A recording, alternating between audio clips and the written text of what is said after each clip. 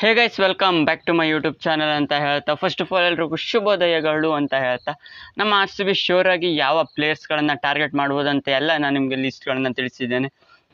ಅದೇ ರೀತಿಯಾಗಿ ನಮ್ಮ ಆರ್ ಸಿ ಬಿ ಪ್ರಾಬಬಲ್ ಆಗಿ ಈ ಒಂದು ಸ್ಲಾಟ್ಗೆ ಹೋದ ಬಾರಿ 2 ಪ್ಲೇಯರ್ಸ್ಗಳನ್ನು ಆಟ ಆಡಿಸಿತ್ತು ಅಂತಲೇ ಹೇಳ್ಬೋದಾಗಿದೆ. ಆ 2 ಪ್ಲೇಯರ್ಸ್ಗಳಲ್ಲಿ ಯಾರು ಕ್ಲಿಕ್ ಆಗಿದ್ರು ಅದೇ ಹೋದ ಬಾರಿ ಒಬ್ಬರು ಫಾರ್ಮ್ ಡಿಪ್ ಆಗಿತ್ತು. ಅದೇ ರೀತಿಯಾಗಿ ಎಲ್ಲ ಫಾರ್ಮಲ್ಲೂ ಕೂಡ ಸಿಕ್ಕಾಪಟ್ಟೆ ಡಿಪ್ನ ಅನುಭವಿಸಿದ್ರು ಅಂತಲೇ ಹೇಳ್ಬೋದಾಗಿದೆ. ಅದೇ ರೀತಿಯಾಗಿ ಈ ಬಾರಿ ನಮ್ಮ ಆರ್ ಸಿ ಬಿ ಇದು ಒಂದು ಸ್ಲಾಟ್ಗೆ ಅಥವಾ 2 ಸ್ಲಾಟ್ಗೂ 2 ಓವರ್ಸೀಸ್ಗಳನ್ನು ಆಯ್ಕೆ ಮಾಡುವ ಸಾಧ್ಯತೆ ಇದೆ. ಅದೇ ರೀತಿಯಾಗಿ ಇದ್ದ ಪ್ಲೇಯರ್ಸ್ಗಳಲ್ಲೇ ಆಯ್ಕೆ ಮಾಡುವ ಸಾಧ್ಯತೆ ಇದೆ ಅಂತಲೇ ಹೇಳ್ಬೋದಾಗಿದೆ. ಇವ್ರನ್ನ ಟಾರ್ಗೆಟ್ ಮಾಡ್ಬೋದಾ ಅಥವಾ ಇಲ್ವಾ ಅನ್ನೋದನ್ನು ನಾನು ನಿಮಗೆ ತಿಳಿಸ್ತೇನೆ.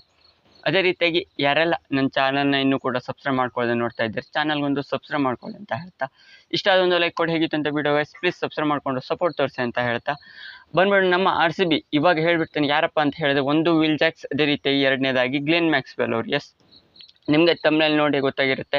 ಇವು 2 ಪ್ಲೇಯರ್ಸ್ಗಳಲ್ಲಿ ನಮ್ಮ ಆರ್ ಸಿ ಬಿ ಶೋರ್ ಆಗಿ ಯಾರನ್ನ ಟಾರ್ಗೆಟ್ ಮಾಡ್ಬೋದು ಅವರ ಪರ್ಫಾರ್ಮೆನ್ಸ್ ವೈಸ್ ನೋಡ್ತಾ ಬರ್ತಿದೆ ಸೀಸನ್ನಲ್ಲಿ. ನನ್ನ ಪ್ರಕಾರ ಮ್ಯಾಕ್ಸ್ವೆಲ್ ಅವರು ನನ್ನ ಪ್ರಕಾರ ಒಂದು 4ನೇ ಸೀಸನ್ ಏನೋ ಆಟ ಆಡ್ತಿರ್ಬೋದು, 3ರಿಂದ 4ನೇ ಸೀಸನ್ ಈ ವರ್ಷ ಆಟ ಆಡಿದೆ ಅಥವಾ 3 ಸೀಸನ್ ಆಗುತ್ತೆ.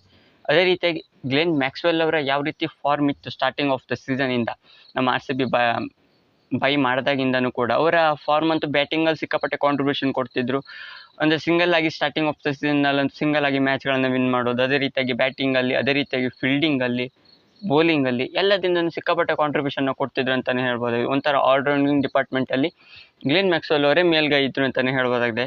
ಆದರೆ ಇವಾಗ ಹೋದ ಸೀಸನಲ್ಲೂ ಸಿಕ್ಕಾಪಟ್ಟೆ ಡೌನ್ ಫಾಲ್ಸ್ಗಳನ್ನು ಗ್ಲೆನ್ ಮ್ಯಾಕ್ಸ್ವೆಲ್ ಅವರು ಅನುಭವಿಸಿದ್ದಾರೆ. ಯಾಕಪ್ಪ ಅಂತ ಹೇಳಿದರೆ ಒಂದು ಕಡೆ ಬ್ಯಾಟಿಂಗಲ್ಲಿ ಕಾಂಟ್ರಿಬ್ಯೂಷನ್ ಕೊಡೋಕ್ಕಾಗ್ತಾ ಇರಲಿಲ್ಲ, ಅದೇ ರೀತಿಯಾಗಿ ಫೀಲ್ಡಿಂಗ್, ಅದೇ ರೀತಿಯಾಗಿ ಬೌಲಿಂಗಲ್ಲಿ ಕೊಟ್ಟಾಗ ಒಂದು ಸ್ವಲ್ಪ ಕರೆಕ್ಟಾಗಿ ಆಟ ಆಡಿದೆ. ಆದರೆ ಫೀಲ್ಡಿಂಗ್ ಅದೇ ರೀತಿಯಾಗಿ ಬ್ಯಾಟಿಂಗಲ್ಲಿ ಸಿಕ್ಕಾಪಟ್ಟೆ ವೈಫಲ್ಯಗಳನ್ನು ಅನುಭವಿಸ್ತಾರೆ ಅಂತಲೇ ಹೇಳ್ಬೋದಾಗಿ ಗ್ಲೆನ್ ಮ್ಯಾಕ್ಸ್ವೆಲ್ ಅವರು. ಅದಕ್ಕಾಗಿ ಹೋದ ಬಾರಿ ಅವ್ರನ್ನ ಒಂದು 4-5 ಮ್ಯಾಚ್ಗಳಲ್ಲಿ ಕುಳಿಸಿದ್ರು ಅಂತಲೇ ಹೇಳ್ಬೋದಾಗಿದೆ. ಅಲ್ಲಿ ರಿಪ್ಲೇಸ್ಮೆಂಟ್ ಆಗಿ ಆಟ ಆಡಿಸ್ಲಿಕ್ಕೆ ಬಂದಂಥ ಇಂಗ್ಲೆಂಡ್ನ ಮತ್ತೊಬ್ಬ ಆಲ್ರೌಂಡರ್ ವಿಲ್ ಜಾಕ್ಸ್ ಅವರು, ಅವರು ಕೊಟ್ಟಂಥ ಅವಕಾಶದಲ್ಲಿ ಒಳ್ಳೆ ಕ್ಲಿಕ್ ಆದರು ಅಂತಲೇ ಹೇಳ್ಬೋದಾಗಿದೆ. ವಿಲ್ ಜಾಕ್ಸ್ ಅವರು GT ಜೊತೆ ಸೆಂಚುರಿ, ಅದ್ಭುತ ಮ್ಯಾಚ್ನ ಫಿನಿಶಿಂಗ್, ಅದೇ ರೀತಿಯಾಗಿ ಸಿಕ್ಕಂಥ ಚಾನ್ಸಸ್ಗಳಲ್ಲಿ ಸಿಕ್ಕಾಪಟ್ಟೆ ಯೂಟಿಲೈಸ್ ಮಾಡಿಕೊಂಡ್ರು ಅಂತಲೇ ಹೇಳ್ಬೋದಾಗಿದೆ ವಿಲ್ ಜಾಕ್ಸ್ ಅವರು. ಅದಕ್ಕಾಗಿ ನಮ್ಮ ಆರ್ ಸಿ ಬಿಗೆ ಸಿಕ್ಕಾಪಟ್ಟೆ ತಲೆನೋವಾಗಿದೆ. ಇವರಿಬ್ಬರು ಕೂಡ ರಿಲೀಸ್ ಆಗಿದ್ದಾರೆ, ಅದು ಬೇರೆ ವಿಷಯ. ಆದರೂ ಕೂಡ ಗ್ಲೆನ್ ಮ್ಯಾಕ್ಸ್ವೆಲ್ ಅವರು ಏನಾದರೂ ಕಮ್ಮಿ ಪ್ರೈಸಲ್ಲಿ ಸಿಕ್ಕಿದ್ರೆ ನನ್ನ ಪ್ರಕಾರ ಟಾರ್ಗೆಟ್ ಮಾಡುತ್ತೆ ಆರ್ ಸಿ ಬಿ ಅಂತ ಅನ್ನಿಸ್ತಾ ಇದೆ. ಇವರು ನನ್ನ ಪ್ರಕಾರ ಇಬ್ಬರು ಪ್ಲೇಯರ್ಸ್ಗಳನ್ನು ನಮ್ಮ ಆರ್ ಸಿ ಬಿ ಶೋರ್ ಆಗಿ ಟಾರ್ಗೆಟ್ ಮಾಡುತ್ತೆ. ಯಾಕಪ್ಪ ಅಂತ ಹೇಳಿದರೆ ಇವರ ಫಾರ್ಮು ಆ ರೀತಿ ಕ್ವಾಲಿಟಿ ಪ್ಲೇಯರ್ಸ್ ಆಗಿರೋದ್ರಿಂದ. ಮೇಯ್ನಾಗಿ ವಿಲ್ ಜಾಕ್ಸ್ ಅಂತೂ 100% ಬೈ ಆಗುವ ಸಾಧ್ಯತೆ ಇದೆ. ನಮ್ಮ ಆರ್ ಸಿ ಬಿಗೆ ರಿಟರ್ನ್ ಆಗ್ತಾರೆ ಅಂತ ಏನದು ನನ್ನ ಪ್ರಕಾರ ಒಂದು 4-5 ಕೋಟಿ ಒಳಗೆ ಸಿಕ್ಕಿದೆ. ಮೆಗಾ ಆಕ್ಷನ್ ಆಗಿರೋದ್ರಿಂದ ಒಂದು 3-4-5 ಕೋಟಿ ಒಳಗೆ ಸಿಕ್ಕಿದೆ ವಿಲ್ ಜಾಕ್ಸ್. ಅದೇ ರೀತಿಯಾಗಿ ಗ್ಲೆನ್ ಮ್ಯಾಕ್ಸ್ವೆಲ್ ಅವರು ನನ್ನ ಪ್ರಕಾರ ರಿಟರ್ನ್ ಆಗ್ತಾರೆ.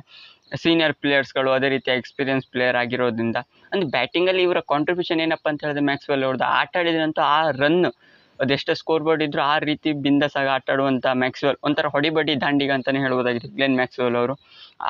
ಆ ರೀತಿ ಅಬ್ಬರಿಸ್ತಾರೆ ಅಂತಲೇ ಹೇಳ್ಬೋದಾಗಿದೆ. ಬೌಲಿಂಗಲ್ಲೂ ಅದೇ ರೀತಿಯಾಗಿ ಒಂಥರ ಸ್ಪಿನ್ನಿಂಗ್ ಟ್ರ್ಯಾಕ್ಗಳಲ್ಲಿ ಅವ್ರಿಗೆ ಅವಕಾಶ ಸಿಕ್ಕ ಕಡೆ ಅಂತೂ ಬೌಲಿಂಗಲ್ಲಿ ಒಳ್ಳೆ ಕಾಂಟ್ರಿಬ್ಯೂಷನ್ನೇ ಗ್ಲೆನ್ ಮ್ಯಾಕ್ಸ್ವೆಲ್ ಅವರು ಕೊಟ್ಟಿದ್ದಾರೆ.